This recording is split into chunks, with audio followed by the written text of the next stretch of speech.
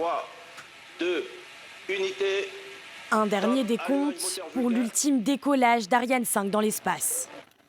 La mythique fusée européenne a quitté la Terre pour la dernière fois mercredi, transportant 2 satellites, dont un de l'armée française. Une mission avant tout symbolique. Les habitants de Kourou, en Guyane française, se sont rassemblés pour faire leurs adieux à la fusée. Les lancements successifs d'Ariane 5 ont rythmé leur vie pendant 27 ans. Pourtant, le projet a connu des débuts difficiles.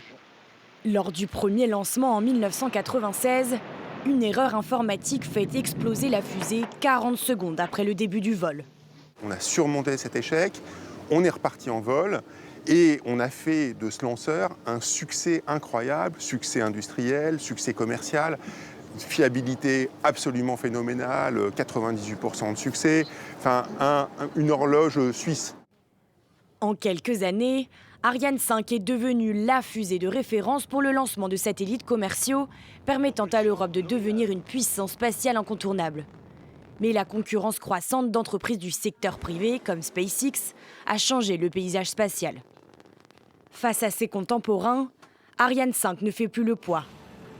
Pour rester en phase avec le marché, elle devrait être remplacée par Ariane 6. Mais comme sa sœur aînée, la fusée connaît des débuts difficiles. Le projet a pris des années de retard et ne devrait pas décoller avant 2024, privant l'Europe d'accès à l'espace pour la première fois depuis 40 ans.